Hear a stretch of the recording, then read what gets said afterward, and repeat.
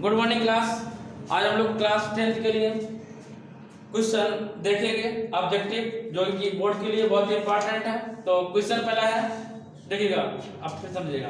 Question number पहला कह रहा है कि अवतल दर्पण की वक्रता त्रिज्या 20 सेंटीमीटर है, इसकी फोकस दूरी कितनी होगी। तो अवतल दर्पण ये बनता है, इसे क्या बोलते हैं? अवतल दर्पण। अवतल दर्पण इसको बोलते हैं कॉनकेव। क्या बोलते हैं? Concave mirror. कॉनकेव मिरर, ठीक है ना। इसका प्रिंसिपल ये है, प्रिंसिपल ये बस समझिए, काम खत्म करिएगा। प्रिंसिपल क्या है? ये है, ठीक है ना। इसके ये सेंटर है, क्या है? सेंटर है। एक मिनट समझिए, जो कैसे इसका सेंटर ये है सी, और फोकल लेंथ ये है एफ। फोकल लेंथ कहाँ है? ये फोकल लेंथ हाफ पे होती है। जब जो फोकल दूरी होती है रेडियस की, त्रिज्या की कैसी होती है? आधी होती है। और इसकी फोकस दूरी किसमें होती है? माइनस में होती है। किसमें होती है? माइनस में। वैल्यू किसमें होती है? माइनस में। और जो वस्तु रखी जाती है यू की वैल्यू किसमें होती है? ए बी माइनस, तो हमेशा माइनस में होती है। किसमें होती है? माइनस में होती है। किसमें होती है? ये हमेशा किसमें होती है? माइनस में होती है। और समझिएगा सेकेंड बात, थर्ड बात ये इसमें कि इसके जो ऑब्जेक्ट, जो इमेज बनेगी, इमेज को क्या बोलते हैं हिंदी में? इमेज क्या बनेंगे? प्रतिबिंब। क्या? प्रतिबिंब बनेगा। और हमने ये आपको समझाया था, यदि हम ये सेंटर सी है, क्या है? सेंटर सी है। यदि वस्तु इधर रखी होगी, दूर रखी होगी, तो इमेज कहाँ बनेगी? तो इमेज बनेगी किस पे? समझाया था क्या? ये समझाया था, यदि वस्तु को इधर ले जाएंगे तो ये इमेज इधर आएगी, ठीक है ना। वस्तु को यदि आगे ले जाएंगे तो इमेज कहाँ बनेगी? पीछे बनेगी। यदि वस्तु यहाँ रखी है तो इमेज का, देखिए जब जैसे इसको खिसकाएंगे, इसको खिसका के सेंटर ला, पहले सेंटर समझिए, सेंटर लाया इसको, तो इसकी इमेज क्या बनेगी? सेंटर बनेगी। यदि ऑब्जेक्ट यानी कि वस्तु सेंटर पे है तो उसका प्रतिबिंब कहाँ बनेगा? सेंटर पे। यदि वस्तु सेंटर पे है तो प्रतिबिंब कहाँ बनेगा? केंद्र पे। कहाँ बनेगा? केंद्र पे। यदि वस्तु को इधर खिसकाएंगे, इधर पर खिसकाएंगे, इधर साइड में, ठीक है ना, तो प्रतिबिंब कहाँ बनेगा? इधर साइड में। यदि वस्तु को इधर साइड में तो प्रतिबिंब इधर साइड में। यदि वस्तु की दूरी कम तो प्रतिबिंब की दूरी ज्यादा, ठीक है ना। यदि वस्तु की दूरी ज्यादा तो प्रतिबिंब कहाँ बनेगा? इधर साइड बनेगा। किधर साइड बनेगा? इधर साइड बनेगा। बात समझ में गई? जब अनंत पे होता है तो कहाँ बनता है? फोकस पे। कहाँ बनता है? फोकस पे। जब वस्तु अनंत पे होती है तो प्रतिबिंब कहाँ बनता है? जब वस्तु अनंत पे होती है तो प्रतिबिंब बनता है फोकस पे। कहाँ बनता है? फोकस पे। जब वस्तु अनंत और सेंटर के बीच में रखी होती है तो प्रतिबिंब कहाँ बनता है? सेंटर और फोकस के बीच में। और जब वस्तु सेंटर पे रखी होती है प्रतिबिंब कहाँ बनता है? सेंटर पे। और जब वस्तु इधर बढ़ती है, इधर बढ़ेगी तो प्रतिबिंब सेंटर से इधर, ठीक है ना। और इसके बाद जब और आगे बढ़ जाएगा तो कहाँ बनेगी? बाहर बनेगी, इधर साइड बनेगी, ठीक है ना। इधर साइड बनेगी, इस साइड बनेगी। बात समझ गई? और जो भी वैल्यू इधर बनेगी अवतल दर्पण में, कॉन्वेक्स लेंस में, जो भी वैल्यू इधर बनेगी दोनों में, कॉन्केव कॉन्वेक्स दोनों में, वो कैसी होती है? माइनस की होती है। कैसी होती है? और उधर की कैसी होती है? प्लस की होती है। इसका जो प्रतिबिंब बनेगा इस साइड में, बैक साइड में, यहाँ से प्रिंसिपल इधर साइड में, प्रतिबिंब कैसा होगा? वास्तविक होगा। कैसा होगा? उल्टा होगा। कैसा होगा? इरेक्ट और इम्पैक्ट, ठीक है ना। और वर्चुअल कैसा होगा? वर्चुअल होगा। और वस्तु से कैसा होगा? बड़ा होगा। Greater than object. Greater than object. आप क्वेश्चन समझेगा। देखिए क्वेश्चन कह रहा है कि यही पर देखिए, एक अवतल दर्पण की वक्रता त्रिज्या 20 सेंटीमीटर, इसकी फोकस दूरी क्या होगी? एक अवतल दर्पण की वक्रता त्रिज्या 20 सेंटीमीटर। कितनी सेंटीमीटर है? 20 सेंटीमीटर। तो इसकी फोकस दूरी कितनी होगी? वक्रता त्रिज्या सी 20, तो फोकस दूरी कितनी होगी? 10। और किसकी होगी? माइनस की। हो गया बात, काम खत्म। अगला क्वेश्चन कह रहा है कि अच्छा समझिएगा। अब इससे ऊपर वाला देख लेते हैं। किसी 10 सेंटीमीटर फोकस दूरी के, किसी 10 सेंटीमीटर फोकस दूरी वाले अवतल दर्पण के सामने 20 सेंटीमीटर दूरी पर एक वस्तु रखी है। क्या रखी है?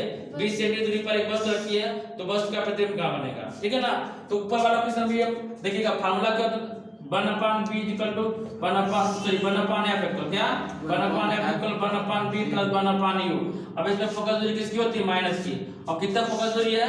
10 सेंटीमीटर। 7वां क्वेश्चन है और 1/b की वैल्यू कितनी है, b की वैल्यू फाइंड आउट करना है और u की वैल्यू किसमें माइनस होती है, किसमें होती है माइनस में, 1/20 है तो इसको उठा के इधर लाएंगे तो ये किसमें जाएगा प्लस में, तो 1/20 कितना आएगा 1/20 माइनस 1/10 इक्वल 1/b 1/b। बच्चा ध्यान दीजिएगा 1/b कितना आएगा 1/b आया, कितना आया 1/b आया। इसमें एलसीएम लिया, जब इसमें एलसीएम लेंगे 10 और 20 में कितना एलसीएम 20, ठीक है ना, तो 1 - 2 अपान 1/b 2 से घटेगा कितना बचेगा -1 अपान कितना आएगा 20, कितना आएगा 20, तो 1/b की वैल्यू -20 तो b की वैल्यू कितनी जाएगी -20, कितना -20। और इसी साइड में वस्तु कहाँ रखी थी, वस्तु रखी थी -20 पे, कितना रखी थी -20 पे और इमेज कहाँ बनी -20 पे, यानी और फोकस दूरी कितनी था 10, कितना था 10 था, तो सेंटर कितना जाएगा 20 पे, कितना जाएगा डबल होता है सेंटर, तो फिर प्रिज्म कहाँ बनेगा सेंटर पे, यानी कि ऑब्जेक्ट कहाँ रखा था सेंटर पे, तो प्रिज्म कहाँ बना सेंटर पे। अब बच्चा देखिए अब सुनो 1 मिनट के लिए, इसे इतना सब करने की नीड नहीं है, आपको क्या करना है, आपको कह रहा है कि फोकस दूरी -10 सेंटीमीटर है, ठीक है ना, ये बोला था, और वस्तु कहाँ रखी थी 20 पे रखी थी, यानी कि सेंटर पे रखा, कहाँ रखा, तो इमेज कहाँ बनेगा, बात खत्म हो गई। वस्तु यदि सेंटर पर रखा तो इमेज कहाँ बनेगा, यानी कि 20 सेंटीमीटर पे करने की जरूरत है क्या, इसे तो इतना सब करने की नीड नहीं है। बात समझ गई। यदि वस्तु रखी होती बेटा समझिए 1 मिनट की, यदि वस्तु रखी होती यहाँ पे रखी होती, कहाँ पे सेंटर और इनफाइनाइट के बीच में, सेंटर और इनफाइनाइट के बीच में, मान लीजिए 20 है 30 पे रखी होती तो फोकस का तो प्रिज्म का बनता फोकस पे, कहाँ बनता 10 सेंटीमीटर पे, सॉल्व करने की नीड नहीं होती। बात समझ गई। अब एक क्वेश्चन और समझिए इसमें, यदि इसका प्रिंसिपल निकालें, क्या निकालना है वो सॉरी इसका क्षमता निकालना, पावर क्या आएगा 1/f, क्या आएगा 1/f, कब जब ये f मीटर में होगा तो 1/f, इसका मात्रक क्या होगा डायोमीटर, यदि p = 1/f सेंटीमीटर में तो क्या लिखेंगे 100/f, क्या लिखेंगे 100/f। बात समझ आ गई। बस इतना चैप्टर में है, अब चलना इसके लिए नेक्स्ट क्वेश्चन बात कर रहा है क्या, उत्तल दर्पण की फोकस दूरी जिसकी वक्रता त्रिज्या 32 सेंटीमीटर होगी, ठीक है ना। अब उत्तल दर्पण के बारे में समझ लो, ठीक है ना, इसे कुछ लिखना है, बात करते हैं उत्तल दर्पण की। उत्तल दर्पण कैसा होता है, ये उत्तल दर्पण है, कौन दर्पण है उत्तल दर्पण। उत्तल दर्पण क्या बोलते हैं कॉन्वेक्स, क्या बोलेंगे कॉन्वेक्स मिरर। इसे पढ़ चुके हो तुम लोग, ठीक है ना, केवल हमें ऑब्जेक्टिव तरीके से देखना है। देखो इसका सेंटर किधर रहेगा, इधर रहेगा, ठीक है, सेंटर इसे मान लेते हैं, इसका सेंटर इधर, तो फोकल लेंथ हाफ डिस्टेंस, कितने डिस्टेंस पे हाफ डिस्टेंस पे। अब फोकस किसका होगा उत्तल लेंस में, फोकस किसका होगा प्लस का, उत्तल लेंस में फोकस किसका प्लस का। याद करने का तरीका समझना, याद करने का तरीका बच्चे इधर ध्यान दो। अवतल कैसे लिखा जाता है ऐसा, अवतल, ठीक है ना, हिंदी में बता रहा है। और क्या लिखते हैं कॉनकेव मिरर, क्या लिखते हैं कॉनकेव मिरर, ठीक है ना। कॉनकेव की स्पेलिंग बड़ी है कि कॉन्वेक्स की स्पेलिंग बड़ी है, कॉनकेव की। अवतल बड़ा है कि उत्तल बड़ा है, अवतल, ठीक है ना। जो छोटा है, अगर कोई चीज लिखनी है 3 लिखना है तो अपन लिख देते 3, और -3 तो देखो बड़ा बन गया, हो गया बड़ा, क्या हो गया -3, मतलब है छोटा ही, लेकिन याद करने का तरीका देखो माइनस इतना लंबा लिखना पड़ा, लिखना हो 5, आप लिख दिया 5, तो 5 किसकी फोकस दूरी होगी अवतल दर्पण की, प्लस होती है। अगर उत्तल लिखेंगे छोटा है, उत्तल कैसा है छोटा है, जो ये उत्तल दर्पण, ये अब अवतल की हो गई, किसकी हो गई है अवतल की हो गई, किसकी हो गई कॉनकेव मिरर की। और ये किसकी है कॉनकेव मिरर की बड़ा, और छोटा लिखना क्या छोटा लिख दिया 3, ठीक है ना। 5 किसकी हो गई उत्तल दर्पण की, कॉन्वेक्स की। छोटा है तो छोटी, बड़ा है तो माइनस लगा दो, बस हो गई। अब बच्चे इसका जो प्रतिबिंब बनता है ऑलवेज प्लस में बनता है, किसमें बनता है प्लस में बनता है। और जब इधर बनेगा फिर इसका ऑब्जेक्ट क्या रखा जाएगा, ऑब्जेक्ट क्या रखा जाएगा, ऑब्जेक्ट इसका रखेंगे बैक साइड। ऑब्जेक्ट दोनों का कहां रहता है बैक साइड, ऑब्जेक्ट दोनों किधर रहेगा, बैक साइड, ऑब्जेक्ट दोनों का बैक साइड, ऑब्जेक्ट रखा है ये, ठीक है ना। इमेज बनेगी इधर, और कैसी बनेगी, सीधी, कैसी बनेगी, सीधी इमेज बनेगी, कैसी बनेगी इमेज, सीधी, और सीधी बनेगी तो कैसी होगी, काल्पनिक, इमेजिनरी, कैसी होगी, काल्पनिक। बात समझ में आ गई, बढ़े आगे। आप क्वेश्चन देखिएगा, क्वेश्चन कह रहा है पहला, उत्तल दर्पण की फोकस दूरी जिसकी वक्रता त्रिज्या 32 सेंटीमीटर होगी। एक उत्तल दर्पण की फोकस दूरी जिसकी वक्रता त्रिज्या 32 सेंटीमीटर है। कह रहा है कि फाइंड आउट फोकल डिस्टेंस उस कर्वेचर ऑफ सेंटर, उस सेंटर ऑफ कर्वेचर कितना है, 32 सेंटीमीटर, कितना है, 32। यदि r की वैल्यू कितनी है, 32 सेंटीमीटर, कितना बच्चा, 32 सेंटीमीटर, तो इसकी फोकल लेंथ कितनी होगी, 16 सेंटीमीटर, और किसकी होगी, प्लस की होगी। क्यों, क्योंकि उत्तल दर्पण है, कौन सा है, उत्तल दर्पण, कॉन्वेक्स मिरर। नेक्स्ट क्वेश्चन है, कह रहा है कि किसका दृष्टि क्षेत्र सबसे अधिक होता है, किसका दृष्टि क्षेत्र, इसको इंग्लिश में क्या बोलेंगे बच्चा, किसका दृष्टि क्षेत्र सबसे अधिक होता है। दृष्टि क्षेत्र मतलब किससे दूर तक देख सकते हैं, कॉन्वेक्स से या कॉनकेव से।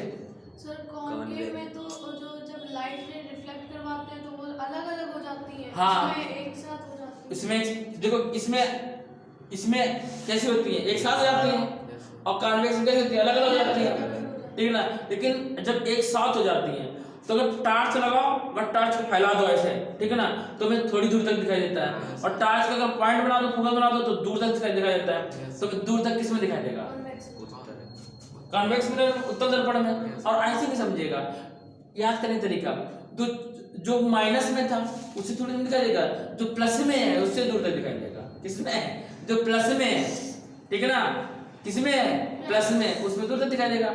अब बताओ, यदि आपसे बोल दिया जाए, अब नेत्र की बात कर लो, यदि आपसे बोल दिया जाए कि किसी को दूर दृष्टि हुआ है, दूर दृष्टि का मतलब क्या होता है, दूर की वस्तुएं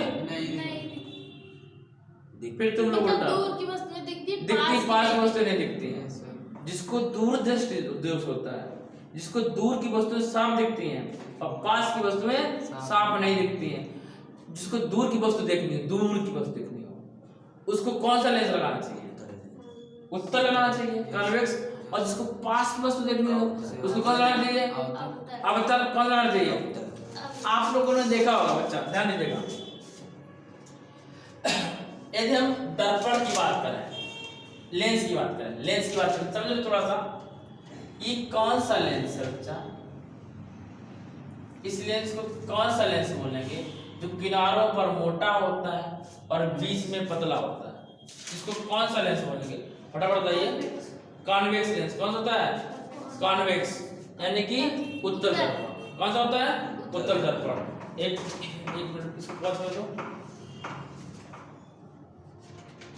नहीं अवतल लेंस, चालू करो बेटा, कॉनकेव लेंस। और एक होता है उत्तल दर्पण, अवतल। कैसा होता है, उत्तल लेंस। कौन सा, उत्तल लेंस।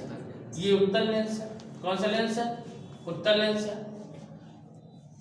अब आप खुद सोच बताओ, कॉन्वेक्स लेंस, यदि किसी को दूर की वस्तु देखनी, कहां की वस्तु देखनी हो, दूर की, तो कौन सा चश्मा लगाएगा, ये वाला कि ये वाला, उत्तल लेंस लगाएगा। कैसे लगाएगा, उत्तल लेंस कैसा, मोटा होता, कैसा होता है, मोटा।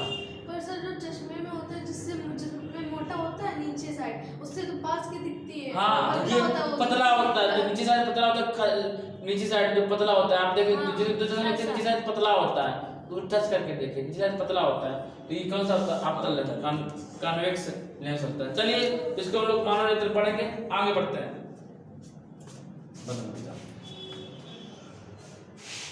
उत्तल दर्पण से बनने वाला प्रतिबिंब की प्रकृति कैसी होती है, बताइए।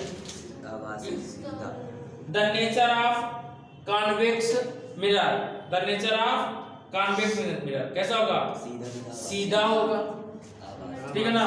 और कैसा होगा, इरेक्ट, कैसा होगा, इमेजिनरी, कैसा होगा, इमेजिनरी, काल्पनिक होगा, कैसा होगा, काल्पनिक होगा, आभासी होगा, कैसा होगा, आभासी का सीधा। अगला क्वेश्चन कह रहा है कि किसी दर्पण से चाहे जितनी ही दूरी पर खड़े हो आपका प्रतिबिंब सदैव सीधा प्रतीत होता है। ये समतल दर्पण कौन सा होगा?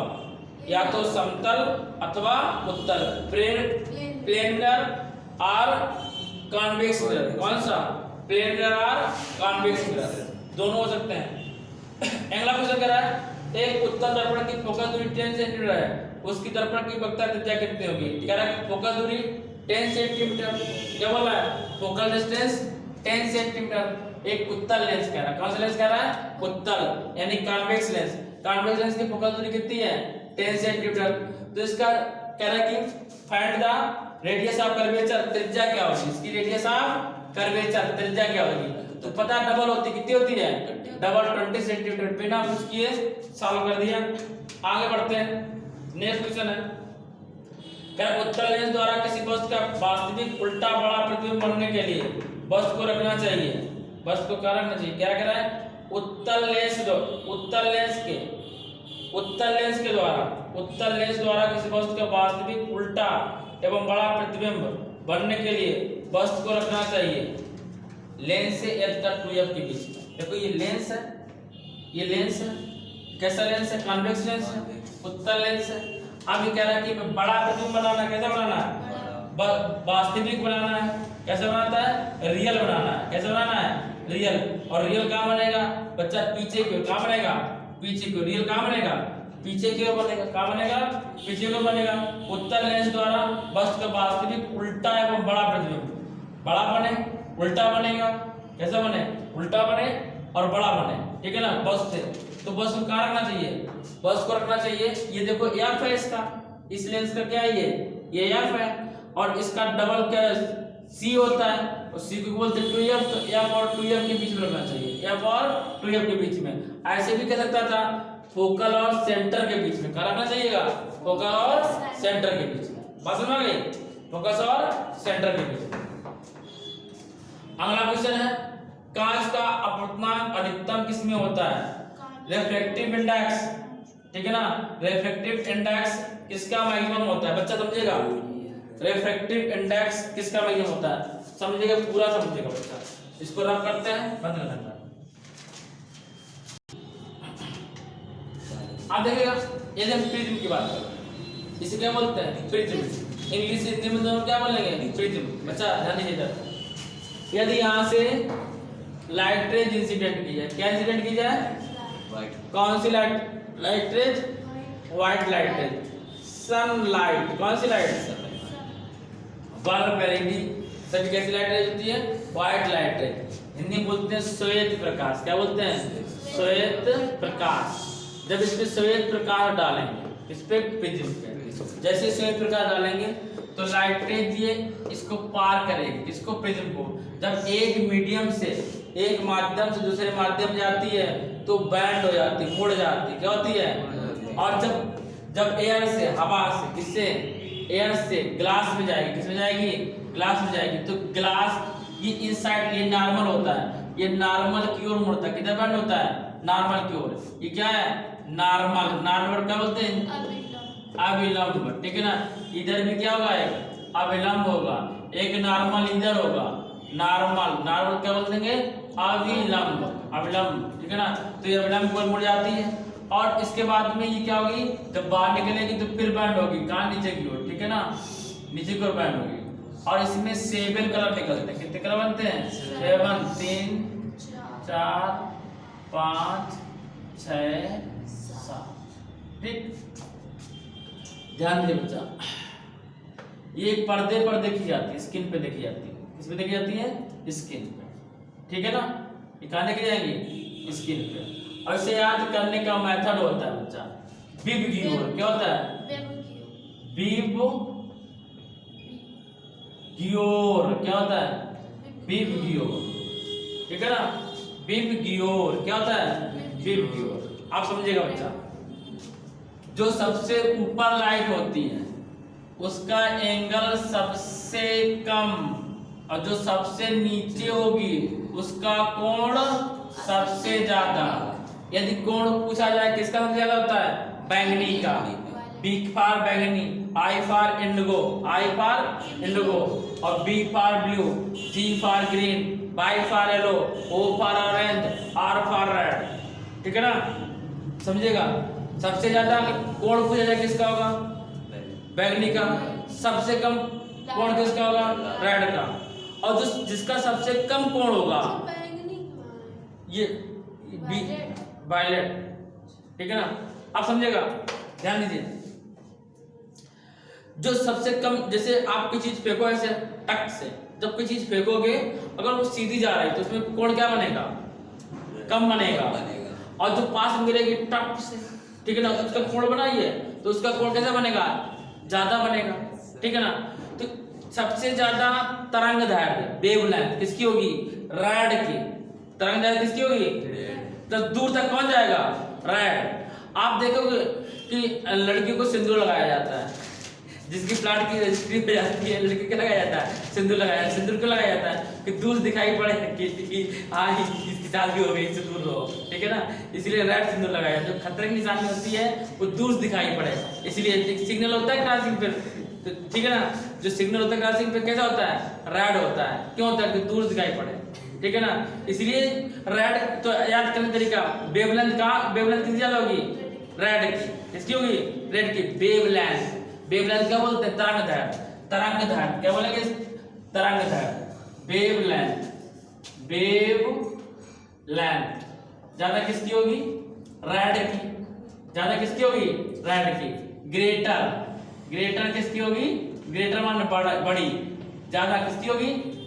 लाल कलर की। किसकी होगी? लाल कलर, लाल कलर की। क्या? वेवलेंथ, तरंग दैर्घ्य। क्या बच्चा? तरंग दैर्घ्य किसकी होगी? लाल कलर की। और सबसे कम किसकी होगी? बैंगनी की। तरंग दैर्घ्य सबसे कम किसकी होगी? बैंगनी की। तरंग दैर्घ्य, तरंग दैर्घ्य किससे नोट करते हैं? लेमडा से। सबसे कम, सबसे कम किसकी? बैंगनी की। किसकी? बैंगनी की। बैंगनी यानी कि वायलेट की सबसे कम। सबसे ज्यादा किसकी? लाल की। अब बच्चा अपवर्तनांक, क्या? रिफ्रैक्टिव इंडेक्स उल्टा होता है। क्या?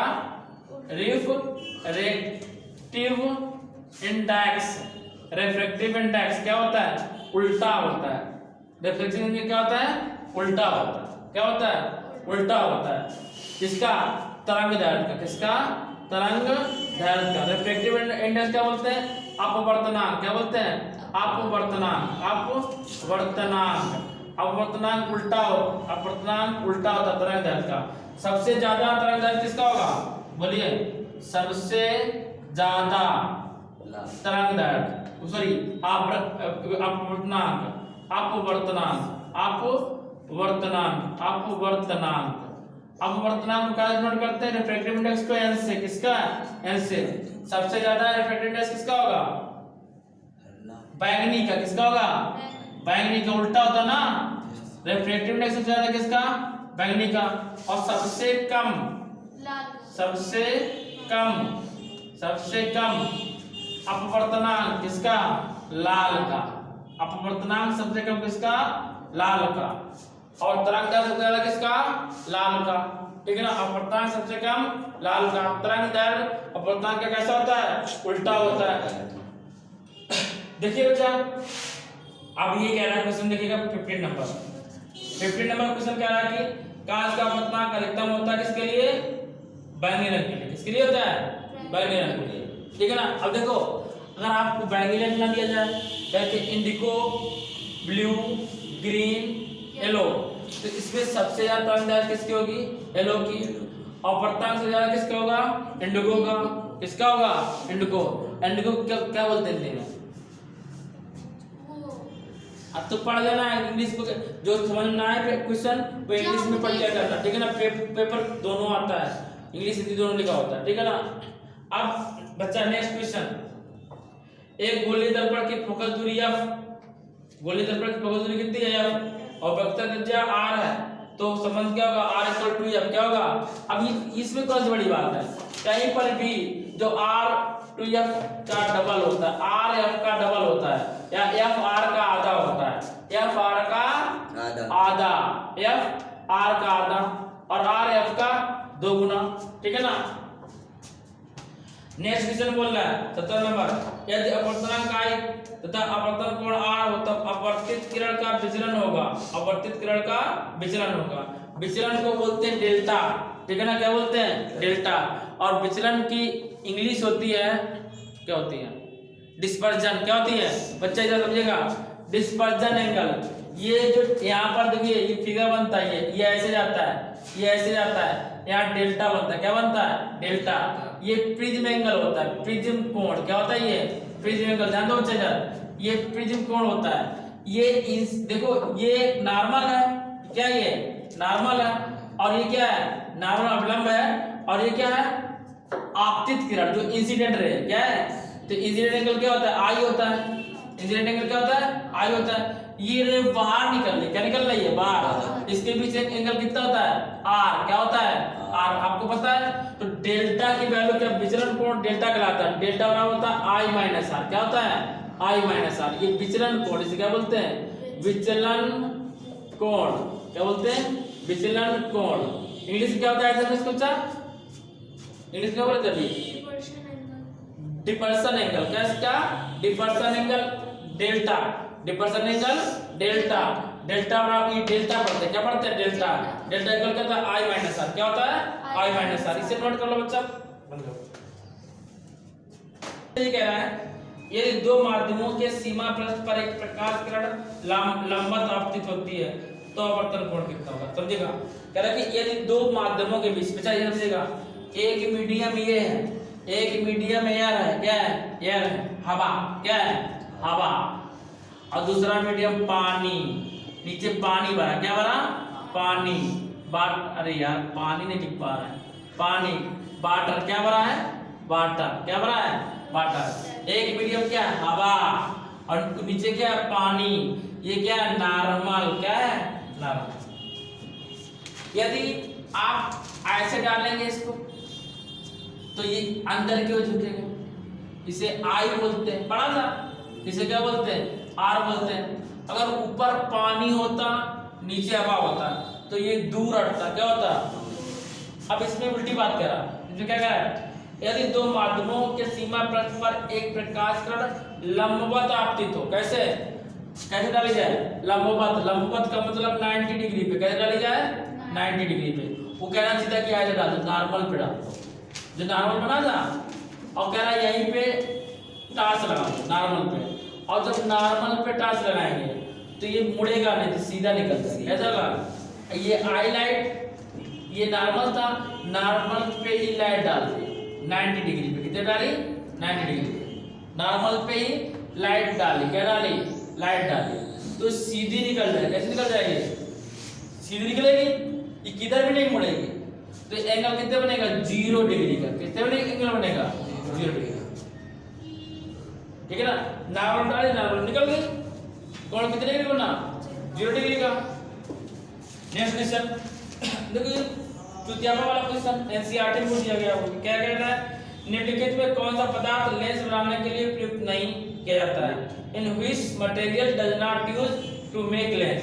क्या कह रहा है जल, कांच, अरे कांच का नहीं किया जाता, नहीं सर मिट्टी का नहीं किया जाता है, सेल्सियस देखिए समझेगा, जल, वाटर, कांच, प्लास्टिक, मिट्टी। तो देखो जल का तो किया जाता है, ठीक है ना, और ग्लास का तो होता ही होता है, और कुछ प्लास्टिक मिला दिया तो जिससे टूटता नहीं है, प्लास्टिक डालने से क्या होता है टूटता नहीं ग्लास, ठीक है, चटकता नहीं है। और मिट्टी का तो कर ही नहीं सकते बच्चा, ठीक है ना, बात समझ आ गई। अगला क्वेश्चन, यदि किसी गोलीय दर्पण तथा किसी पतले गोलीय लेंस दोनों की फोकल दूरियां -15 सेंटीमीटर है, तो दर्पण तथा लेंस समरूपता किसका होगा अवतल का। फोकल दूरी माइनस किसकी होती है अवतल की, किसकी होती है अवतल की। लेंस भी अवतल में क्या होता है फोकल दूरी इसकी भी किसकी होती है माइनस की होती है, तो दोनों क्या हो जाएगा कॉन्केव लेंस, क्या हो जाएगा बच्चा कॉन्केव लेंस, ठीक है ना। बात समझ आ गई। अगर फोकस दूरी माइनस में तो लेंस कौन सा होगा कॉन्केव, कैसा होगा कॉन्केव। नेक्स्ट क्वेश्चन, किसी शब्दकोश में पाए गए छोटे अक्षरों को पढ़ते समय आप निम्न में कौन सा लेंस लेना पसंद करें? कौन सा लेंस लेंगे? Concave lens. पढ़ने के लिए कौन सा लेंस चाहिए? Concave lens. कौन सा लेंस चाहिए? Concave lens. नेक्स्ट क्वेश्चन कह रहा है कि किसी वस्तु तथा उसके प्रतिबिंब की लेंस से प्रकाशित केंद्र से दूरी के अनुसार 10 सेंटीमीटर तथा 30 सेंटीमीटर है। वस्तु के प्रतिबिंब तथा वस्तु की लंबाई का अनुपात क्या होगा? बच्चा समझिएगा, ध्यान दीजिएगा।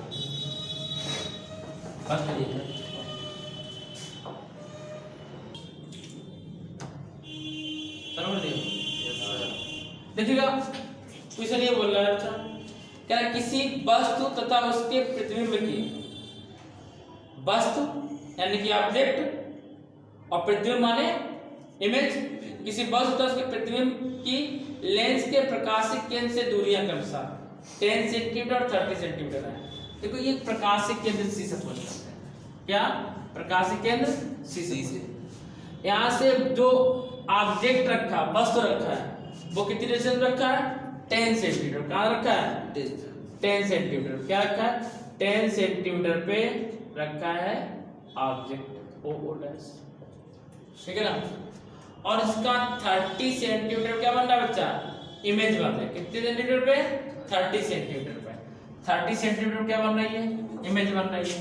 30 सेंटीमीटर पे इमेज बन रही है। 30 सेंटीमीटर क्या बन रही है? इमेज बन रही है। कितने सेंटीमीटर पे? 30 सेंटीमीटर क्या बन रही है बच्चा? इमेज बन रही है, ठीक है ना। इमेज माने क्या होता है? प्रतिबिंब, ठीक है ना। तो ये कह रहा है, अरे यार ये 30 सेंटीमीटर है, तो ये कह रहा है कि इसकी आवर्धन क्षमता कितनी है? मैग्नीफिकेशन। क्या पूछ रहा है? मैग्नीफिकेशन। अब मैग्नीफिकेशन फार्मूला क्या होता है आवर्धन क्षमता का? यहाँ पे कल I/O माइनस में होता है कि प्लस में होता है? बोलिए। ऑब्जेक्ट माइनस में होता है, ये फार्मूला ही होता है m = -I/O। फार्मूला क्या होता है? -I/O माइनस, अच्छा ये होता है b/u। क्या होता है? b/u। जब b लिख दिया b/u, यहाँ में कल b की वैल्यू कितनी? 30 कितना? u की वैल्यू कितनी? माइनस कितने? कैंसिल कर दिया कितना? यहाँ में कल माइनस का 3। अब किसमें आया? माइनस का। किसमें आया? माइनस का। तो 1 से क्या होगा? अधिक होगा। इसमें आंसर गलत दिया बच्चा। क्या होगा? 1 से अधिक। बस की प्रतिबिंब बस की लंबाई, अच्छा लंबाई में अनुपात होता है। क्या पूछा गया? लंबाई में अनुपात। एक मिनट रुक जाना। ये जो m निकला -3, यहाँ ध्यान नहीं बच्चा, ये क्या निकला? l निकला। क्या निकला? m निकला -3। यदि हम हाइट की बात करें तो हाइट क्या होता है? HI/HO, यही होता है। और ये -3 है, HI/HO, तो -3HO इक्वल क्या आएगा? HI। अब बताओ बड़ा कौन है? -3HO। HO बड़ा, HO 3 टाइम्स HI से। HI बड़ा है सर, कौन बड़ा है? HI बड़ा है। हाइट किसकी बड़ी है? ये अकेला है, ये कह रहा है हम अकेले हैं।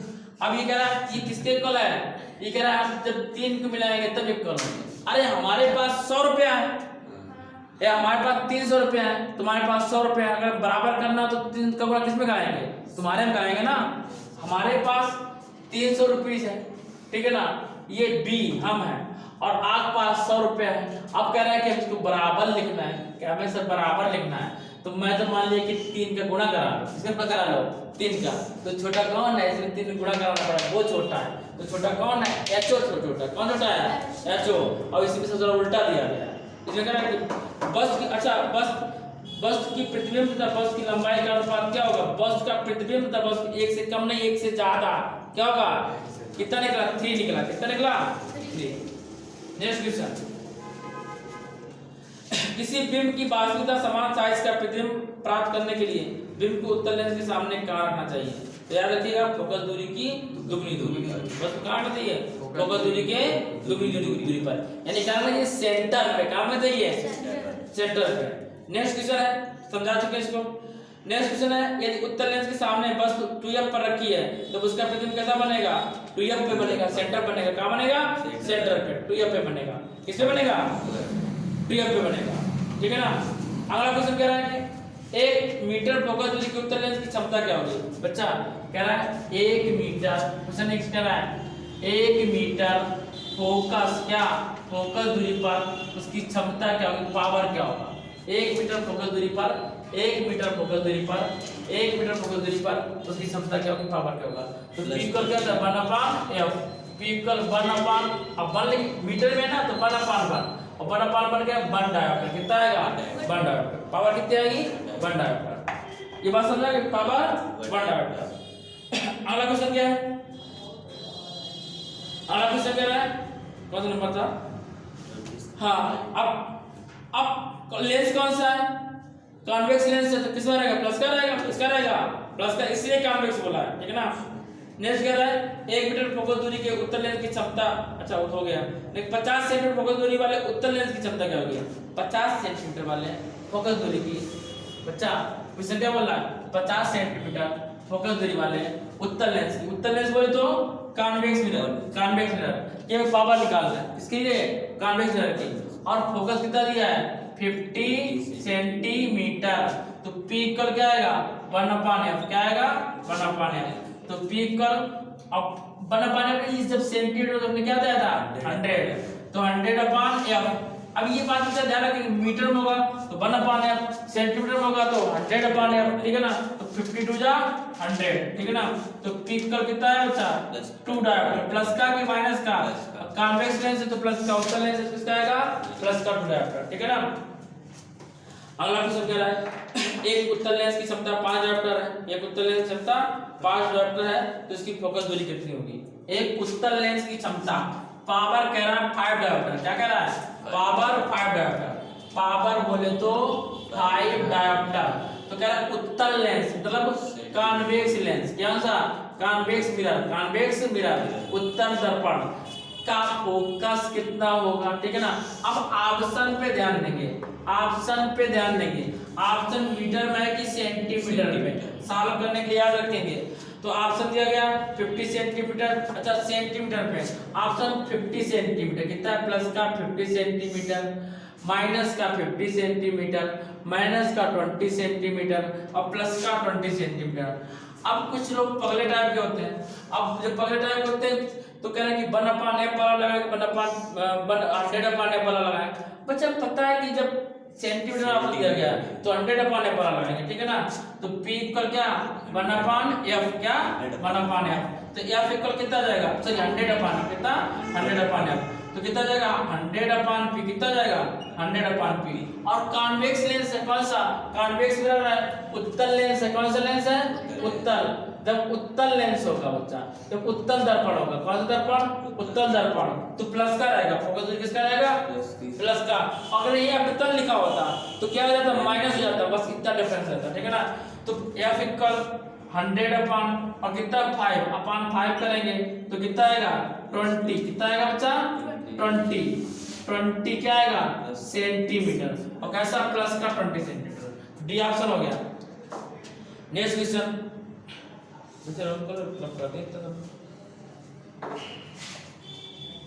अगला क्वेश्चन कह रहा है -10 डायोप्टर, माइनस पावर कह रहा है -10 डायोप्टर।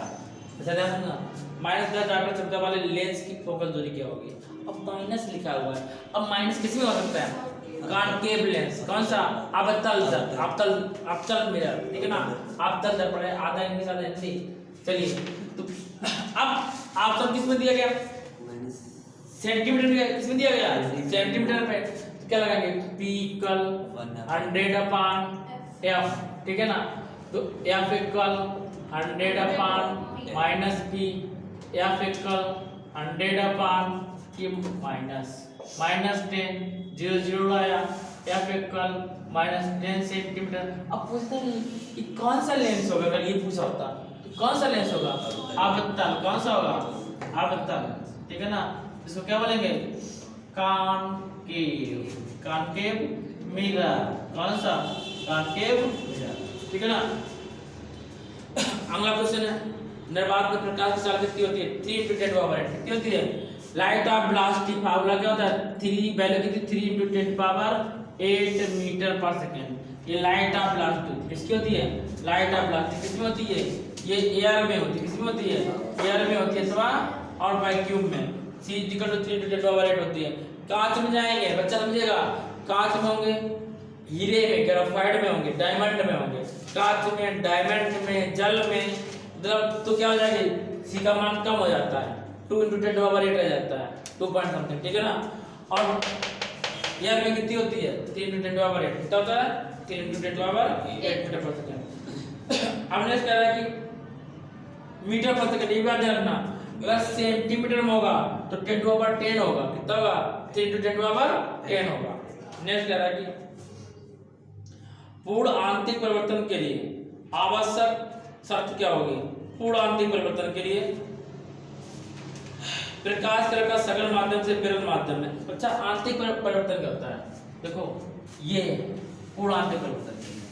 अब इसमें हमने बताया था जैसे ग्लास से किससे ग्लास से यदि एयर में जाएंगे तो क्या होता है तो ये नॉर्मल क्यों नहीं मिल जाता किधर जाता है नॉर्मल से दूर हटता है क्या जाता है नॉर्मल से दूर हटता है। देखो अच्छा जब ये डाली तो नॉर्मल से दूर हट के कैसे पहुंचा ऐसे पहुंचा।